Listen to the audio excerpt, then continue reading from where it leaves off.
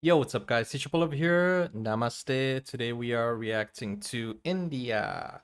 I got a comment from Cyber Avatar, and he says, "Please react to Geography Now, India." And then I asked him, "Are you from India?" And he said, "Yes." So because he is from India and he's asking me to react to India, let's go to India. So I have the video pulled up here, Geography Now, India. And let's do this. If you guys are not subscribed yet to the channel, please subscribe and like this video. If you are watching from India, let me know in the comments what videos from India I should react to, because I have been getting many requests from people in India to react to India. So I want to know more about India and I want to react to India. So send me anything you want, movies, music, whatever you think I would like, you can recommend it to me. Okay, don't forget to I said that already. Like and subscribe. Okay, I have already said that. Without further ado, let's go and let's learn a little bit more about India. This channel is called Geography Now. Go ahead and subscribe to him as well. He has great videos. I have reacted to one other video of his, and now this is the second one. I hope he doesn't mind. This is great content, and I just want to show my support and react to it and learn about India with you guys who are watching. Let's go. So, we have finally encroached upon the giant India. Some of you have been waiting a long time for this episode. I'm just gonna say straight up, you all know India is incredibly complex and diverse. Even Indians have trouble understanding their own country. Obviously, I won't be able to scratch even the surface in this episode, but I'll try my best. A lot of you Indian geography peeps have helped me along the way, so thank you, and without further ado, let's begin. It's time to learn geography now! Hey everybody, I'm your host Barbie. This place doesn't even need much of an introduction. Everybody has heard of India. It's big, it's loud, it's colorful, and Wait, his name is Paul as well. So we're namesakes. We're name buddies. Paul. So you're Paul Barbie, I'm Paul Teacher Paul. Paul Teacher Paul. this place doesn't even need much of an introduction. Everybody has heard of India. It's big, it's loud, it's colorful, and most importantly, it has a plethora of confusing territorial anomalies that I just can't wait to cover. Here we go. There's an old saying, India is a place where everyone is in a hurry, but no one is ever on time. First of all, India is located in South Asia, right on the Indian and Arabian Seas and the Bay of Bengal, bordered by 6 other countries, so close to 7, but that land bridge between Sri Lanka got wiped away like 600 years ago by a cyclone. India is divided into 29 states and 7 union territories, with the capital New Delhi, which acts as its own administrative unit, located in the capital territory. Keep in mind, New Delhi is actually just the name of one of the districts in the capital territory, made up of 11. The largest city, however, is actually Mumbai, with New Delhi, Bangalore or Bengaluru, and Hyderabad following after. However, the 4 busiest airports are Delhi Indira Gandhi International, Mumbai's Chhatrapati Shivaji International, Bengaluru's Kempe Gowda International, and Chennai International in the south. You know why I'm smiling. This is my favorite part of any episode we ever make. Territorial anomaly time. India is loaded with strange borders and deliciously complex demarcation lines. First of all, what exactly is a union territory? In the simplest way I can put this, union territories are places that are too distinct to be incorporated into a state, but too small to have their own local governments. The first one, of course, is the Delhi National Capital Territory, where the capital lies. Chandigarh is a post-independent city constructed to replace Lahore as the capital of the Punjab area after it was split up between India and Pakistan. Then you have the island territories, the smallest one, Lakshadweep, and the Andaman and Nicobar Islands. The Andaman Islands being home to one of the last uncontacted people groups on the planet, the Sentinelese tribe, whom have been hostile to visitors and are therefore left alone, as well as the Nicobar Islands, which actually used to be a short-lived colony of Denmark. Finally, the 3 remaining territories are former European colony towns and ports. Dadra and Nagar Haveli, Daman and Diu, which are separated by about 200 kilometers across the Gulf of Khambat, and the most confusing union territory, the French-speaking Puducherry, which is actually split up between 4 district cities across India. Karikal, Mahe, Wait a second, they speak French in India. I had no idea. Yanaon, and Pondicherry. Pondicherry is strange because it has 11 enclaves within the Tamil Nadu state. Oh, and in this area, you can also find that experimental hippie-ish commune with a little bit of controversy. Look it up. Oh, and don't forget, here, the eastern states, also known as the Seven Sisters, are connected by this incredibly narrow 27-kilometer wide pathway known as the Siliguri Corridor. This pathway is like a crucial artery that completes the India puzzle. Or so you would think. Now let's discuss the juicy stuff. Now, in the China episode, I already talked about the disputed areas with India, such as Aksai Chin and Arunachal Arunachal Pradesh, the latter pretty much just belonging to India as it's almost completely inhabited and operated by Indians. So let's move to the other disputes. Now, as of 2015, the Bangladesh episode is already outdated as India and Bangladesh have finally come to an agreement over the frighteningly complex former enclave-exclave dispute. In the end, India only lost about 40 square kilometers of land to Bangladesh, and now only a few enclaves and exclaves exist. Now let's head north. Now, when you try to draw the shape of India, you might want to be careful which depiction you use. Some might use this picture, some might use this, some might use this, and those that don't really study very well might use this. The point is, the whole area is like the That's Italy. most heavily militarized, diplomatically stressed out region on the planet. It's already had like 4 wars in the past half century. Basically, India, Pakistan, and to some extent China all want the entire area for themselves, although it's more of like a Pakistan-India thing. In the China episode, we already discussed the Chinese disputes with India, so I won't cover those in this episode. If you want to learn more, just watch the China episode. But anyway, this entire area was a former domain known as the princely state of Jammu and Kashmir that was under royal Maharaja rulers all the way up until independence. Currently, this place is split up by this fenced-off militarized line known as the Line of Control between India and Pakistan. Why is this? Well, in the quickest way I can put this, Okay, the British are out. We get to take your land. no, we want to be an independent princely state. We're supposed to take your land. And majority of your people are Muslim, just like us. Even though your ruler is Hindu as well. Hey, India? Yeah, If you help me, I'll let you secede my territory to your land with autonomy. deal. Ha! Your problem now! I love how Mike played India. He totally represents India. Oh, and keep in mind, Pakistan's capital, Islamabad, is less than 80 kilometers away from all that drama. The line of control meanders through the mountains until it stops at a point called NJ9842. This is where things get really crazy, because from there you hit the Siachen Glacier, the second longest non-polar glacier in the world, and this is pretty much the dead man zone. After point NJ9842, you hit the actual ground position line, a series of military outposts that extend all the way to the Chinese border. That Wait a second. So you're telling me that it snows in India? I mean, I've always heard. I have students who are from India, because I'm an English teacher, if you don't know, and I have students from India, and they always say India is like super, super hot. But wow, I had no idea it snowed.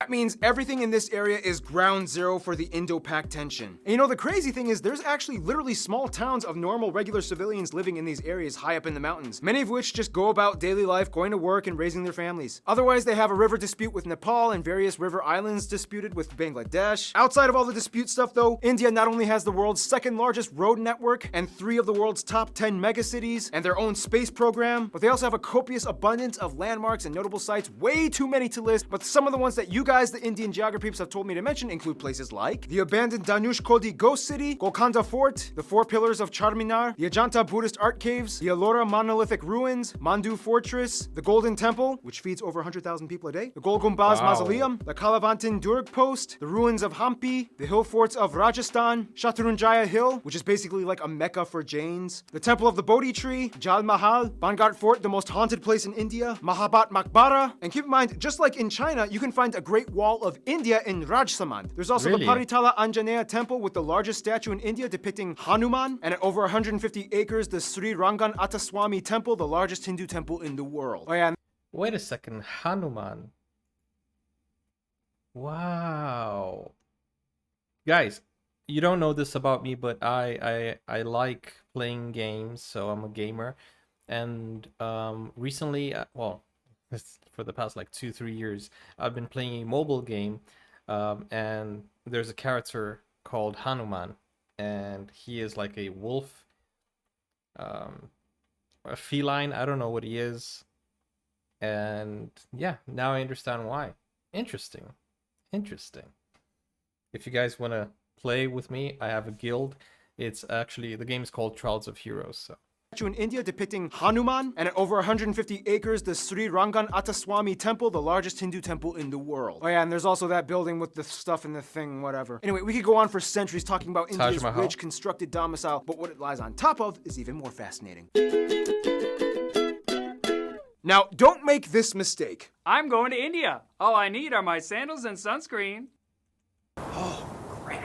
Now, as the 7th largest country in land area, India has a wide range of landscapes, climates, and elevations that all contrast from one corner to the other. First of all, let's talk about the north. India sits on the Indian tectonic plate that essentially smashed into the Eurasian plate, which in return created the largest mountain range in the world, the Himalayas. The force is so strong that it's estimated that the Himalayas grow about 2.4 inches or 6.1 centimeters every year. There's also where you can find Kanchenjunga, the tallest mountain in India, or the 3rd in the world, right on the border of Nepal. Keep your eye on these mountains. These are pretty much the source of most of India's major rivers that give life to the whole country. That's why India takes these mountains so seriously. You can also find the largest natural lake, Wular, up in the Jammu Kashmir area. Below the Himalayas, you reach the North Indian River Plain, sometimes referred to as the Indus Ganga. This is the most fertile part of India where the most important rivers like the Ganges and its tributaries flow. Heading a little south, you reach the Satpura and Vindhya ranges that pretty much divide North India from South India. On each side, you get the West and East Ghat mountains, which in return creates this massive triangle thing called the Deccan Plateau. This place is moderately forest, especially in the east in the Chotra Nagpur Plateau, where you get a section of the swampy Sundarbans that they share with Bangladesh. Check out the Bangladesh episode. Head a little west and you get the dry Thar Desert along the border with Pakistan, as well as the Rann of Kutch, known as the Salt Desert. And finally, the only active volcanic area would be the Andaman and Nicobar Islands, with Barren Island having actual conical eruptions and Bharatan having tame mud volcanoes. Now here's the thing, although India has a relatively high population density, they do relatively well with maintaining their ecological footing. In fact, in 2016, they beat a world record by planting, disputably, 50 million trees in one day. They've also agreed to reforest about 12% of their country by 2030. The most heavily forested area being the 7 sister states in East India. Now, one of the factors that contributes to this would be the fact that India has the lowest meat consumption in the world, with the highest population percentage of vegetarians at around 40%, most of whom are lacto-vegetarians that consume milk products. By the way, in India, when buying groceries, this label means vegetarian and this one means not vegetarian. Nonetheless, the remainder of the population does typically eat some kind of animal protein, mostly in the forms of seafood or chicken, but almost never beef or pork unless if you are part of the Muslim or Christian minorities scattered throughout the west and east areas. Now, let's talk about the role of cattle, shall we? India has more cattle and livestock than anywhere else in the world at around 330 million. And it's interesting because since they have prevalent Hindu traditions, the killing of cows is illegal in many of the states except for a few, and each state has varying degrees of punishment for committing intentional cow slaughter. Keyword intentional. Cows accidentally get hit by cars all the time. Once a cow is too old to produce milk, it typically is released into the open to die naturally in the wild, ideally. Nonetheless, male cattle get it much worse, as they are deemed as kind of useless. Some places use them as draft animals for labor, some religious sects use them as sacrifices, but otherwise they are typically sold to the underground market for beef or hides. To this day, there are about 6 times as many female cows as male cattle in India, so that means, yeah, something's happening to the males. Nonetheless, India does have the 3rd highest carbon emission rate after China and the US, 4th if you consider the EU. However, emission per capita.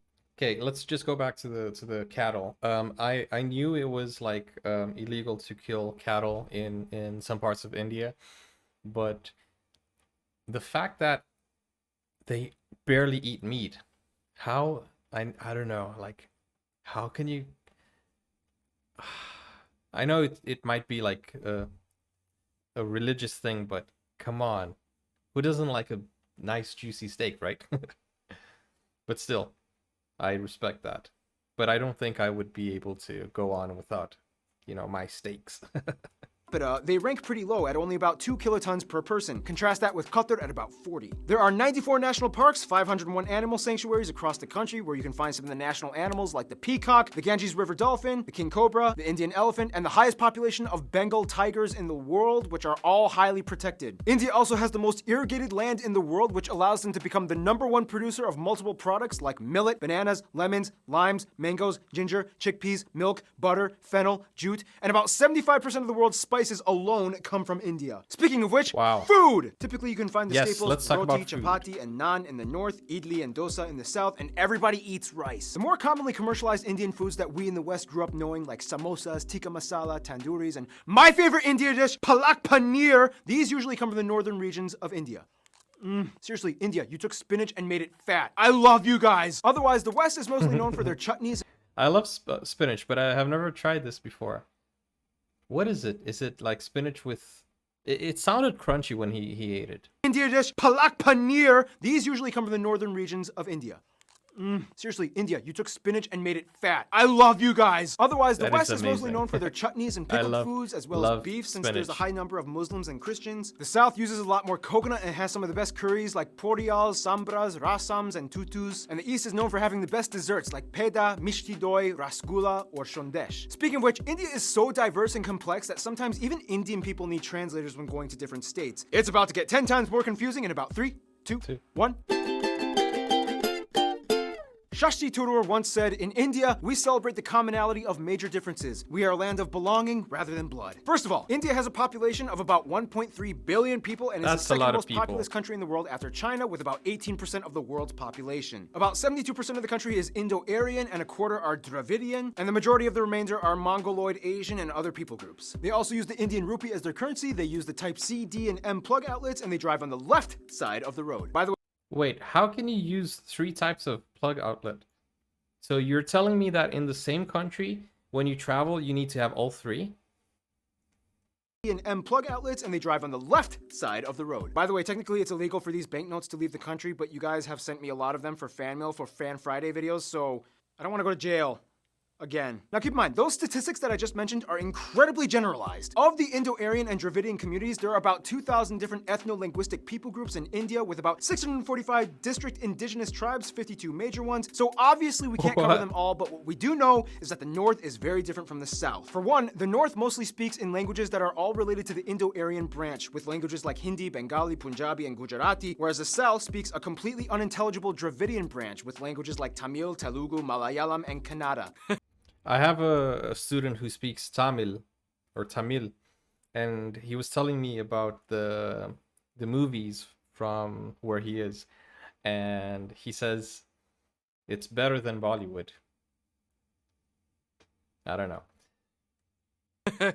Canada. Otherwise, there's also pockets of Canada. Sino-Tibetan and Canada. Austroasiatic languages spoken in the far north and east. Wait, so how do they all like communicate with each other? Great question. Although India does not have an official language, there are 22 recognized national languages, and of these, 2 are the most prevalent, taught in schools and used by government officials: Hindi and English. And very often these two are like mixed mid-sentence. It's weird. Don't be surprised if you hear someone speaking Hindi and then suddenly finishing off in English. It's like, Versus. And I was like, "Badis," and I was like trying to, like, why are you even trying to do that? I know, right?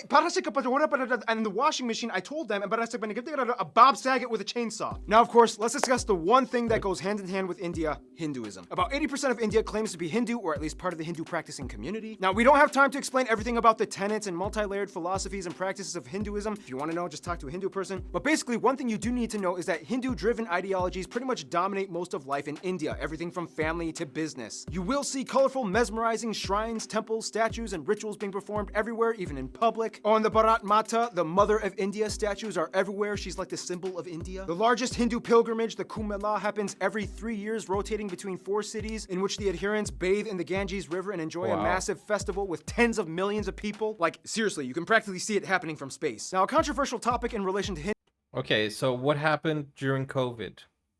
I wonder how COVID was in India. I'm gonna ask one of my students, but you guys can comment as well. Hinduism would be the caste system, which is basically a belief that people are born into a socioeconomic life that they are destined to serve into. Today, however, the system is more fluid and loose from what it used to be from a long time ago, and thanks to economic reforms, anybody with enough drive can kind of move up the social ladder regardless of birth. Nonetheless, India is home to every major religion in the world, even a few Jews, including the B'nai Menashe, an indigenous group that claim to be one of the lost tribes of Israel. In fact, Judaism and Christianity actually had a head start in India way before it even kicked off in Europe. As tradition holds, Cochin, or Malabar Jews, migrated around 1000 BC to trade during the times of King Solomon, and in 53 AD, Thomas, the apostle of Jesus, arrived in what is now the state of Kerala to establish the first church in India. Today, most Wow. Christians are found in the southwest and far east Seven Sisters regions. India also holds the highest population of Sikhs, Jains, and Zoroastrians, mostly found in the north, and the second largest Muslim population in the world after Indonesia. Most Okay, so I found out about Jains while watching a series called Jane the Virgin. There's an episode where a person is a Jain, and he talks a little bit about the what do you call it, the religion, but I had no idea that existed. What did he say about Indonesia? in the north, and the second largest Muslim population in the world after Indonesia. Most Oh, so Indonesia is the first. Wow. Muslims are populated around the northwest areas by Pakistan or in the east by Bangladesh. Oh, and don't forget the Buddhists. In fact, Buddhism actually started in India. Today, the Dalai Lama even takes refuge in Tezpur in the state of Assam. Oh, that was a lot of information. Okay, so by now you can probably get a grasp of how incredibly mixed and diversified India's population indeed. is, but what exactly holds the country together? Well, for one, you kind of have to understand Indian history, which will take way too long to explain, but in the quickest way I can put it, Indus Valley, Maurya and Gupta empires, southern empires, Golden Age, Middle Kingdoms, a ton of new religions come flocking in, the north fell to the Delhi Sultanate, the south became the Vijayanagara Empire, the Mughal Empire starts, British East India Company, direct British rule, nationalist movements, independence, republic, economic liberalization in 1991, and here we are today. Wow. Vijaya. Essentially, India used to be made up of around 500 smaller royal princely states, and when the British came in, they kind of exploited them to manage such a huge population. Although India is a democratic federal republic and the largest democracy in the world, the old royal families still exist today, and although they have no political power, they hold high positions of influence in their communities across India. So today, technically, you could meet someone that would be considered an Indian prince or princess. Nonetheless, the biggest thing that really united Indians in the The same past thing 2 centuries happened would to probably Brazil. be their hatred of British rule. It was kind of like, Well, this is not cool. yep. What do you say you and I work together and end this thing? Essentially, one good thing you could say that came out of imperialism was that it kind of stopped all the internal squabbling and unified the groups towards one common goal, to get rid of imperialism. Today, Indians are just proud to be Indian. I mean, a Tamil soccer player can get cheered on by a Rajasthani, a Punjabi pop star can sell out tickets in Orissa. Speaking of which, all Indians nice. love movies and music. India has the second largest film industry in terms of volume, pumping out nearly 2,000 films per year. Surprisingly, Nigeria pumps out more. However, the box office knew revenues that. gross out at only about I knew that because I think there is like Niger Wood, something like that. In Nigeria, they have like I don't know, they have like 1,000 or thousands per month. Yeah. movies and music. India has the second largest film industry in terms of volume, pumping out nearly 2,000 films per year. Surprisingly, Nigeria pumps out more. However, the box office revenues gross out at only about $2 billion annually compared to Hollywood at over $10 billion. But still, it's impressive. Wow. And keep in mind, it's not just Bollywood, but it's also Tollywood, Gollywood, Collywood, Pollywood, and so on. Yeah, so that's what my student had said. He said Tollywood is better than Bollywood. And I don't know if that's true, but you know, I don't know. There's like 20 different woods in India. Oh, and like every movie in India has at least one scene where everybody breaks out in song, and there's almost always a happy ending. Unfortunately, mainstream media has also put an aesthetic strain on many of the people, as it's almost become an obsession to be light or fair-skinned, causing people to go so far as to buy skin bleaching products. Some other controversies Wow. include things like illiteracy being an issue in many parts of the country, especially in the rural areas. But I mean, come on, when your country has literally hundreds of different writing systems, go figure. I mean, give them a break. Wow, look at that. So Tamil is, wow, that looks very complex. They all have different writing systems. Wow. Okay, let me go back just a little bit. On, when your country has literally hundreds of different writing systems, go figure. I mean, give them a break. Also, many of you guys, the Indian geography peeps, have asked me to bring awareness to the fact that India does unfortunately have some of the highest rates of human trafficking and child slavery. The government is trying to crack down and culture is slowly being reformed, but for now, it's a sad reality that still does exist. Hey, here at Wow. GN, we talk about the good and the bad. I'm just saying. Otherwise, sports do definitely tie everyone together as well, especially cricket, the national sport, even though they also used to do really well in field hockey. India also has I knew, I've lived in South Africa, and always I saw like India, Pakistan, South Africa. They always had a very competitive cricket. It was very competitive whenever, for example, Pakistan versus India playing cricket. It was like a, or South Africa, you know, and cricket. I knew that India had a very good team. I just don't know how many people watch it though.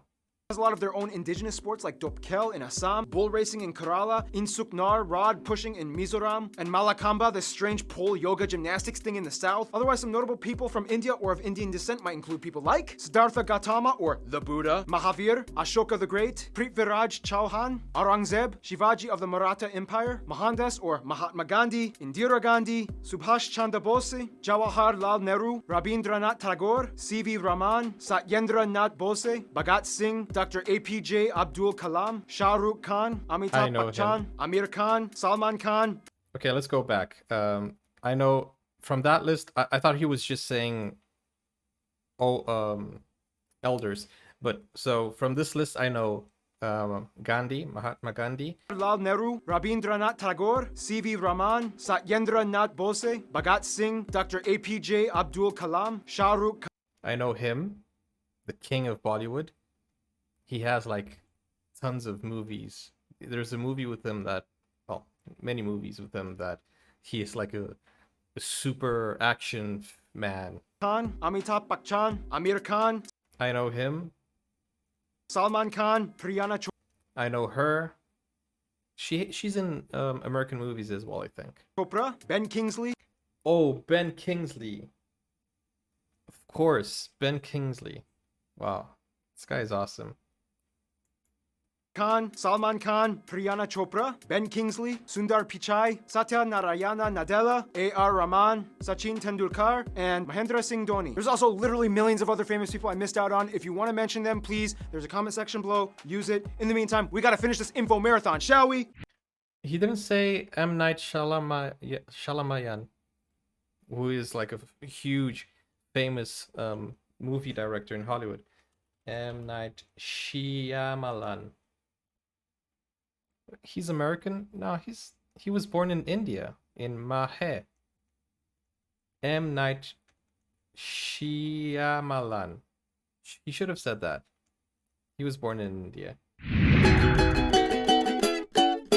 Now, no surprise, India is huge and therefore has a huge international outreach when it comes to diplomacy to almost everyone, except their immediate neighbors. First of all, countries with large population percentages of Hindus and Indians like Fiji, Guyana, Suriname, Trinidad and Tobago, Mauritius, and Malaysia typically stay close to India's roster of go-to friends. They enjoy cordial relations with trade. Now, the UK may have left on a sour note, but they still have a lot of ties to their former colonizer in terms of business and tourism. India is still part of the Commonwealth, not Commonwealth realm, there's a difference, and the UK has over 1.5 million citizens of Indian descent. As mentioned in the China episode, China is kind of like India's "I'm only here to do business with you and nothing else" friend, as drama still hasn't subsided in regards to the territory conflicts. Now, when it comes to the US, things started kind of sour back in the 70s during the Indo-Pak War of 1971, when the US sided with Pakistan, their arch nemesis. Today, relations have cooled off. Mostly, the US supports India's move towards democracy and is a key ally in the military conflicts in the Middle East. When it comes to their best friends, however, most of the Indians I talked to have said Russia and Bhutan. Russia because during the Indo-Pak Wars, Really? Russia came in and supported them, and ever since then, each country has held a high position of respect for the other, especially as global superpowers. Bhutan and India signed a treaty of friendship almost immediately after independence. The two countries have shared interests and a currency pegged I system wouldn't have as well. figured that Bhutan even Russia supported is the a friend annexation of their India. cousins in the Sikkim state into India, as it gave a nice buffer of land from China's stake to their claim. In conclusion, you will not find anywhere else on Earth like India. Thousands and millions of people inhabiting a colorful, majestic, green, slightly gritty at times slab of Earth, blessed and cursed in so many ways, yet wonderfully harmonized, mostly in a unity unlike anywhere else. In the end, that's India.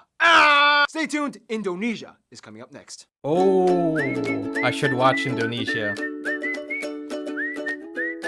Guys, let me know if you want me to react to Indonesia geography now in the comments.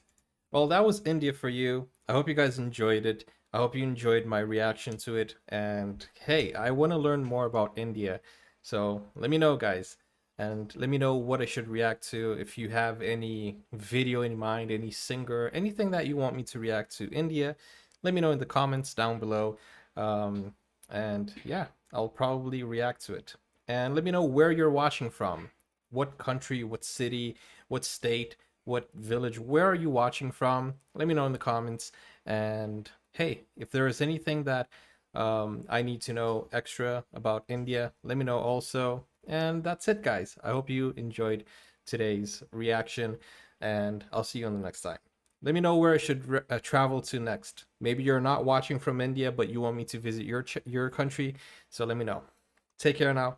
Bye-bye.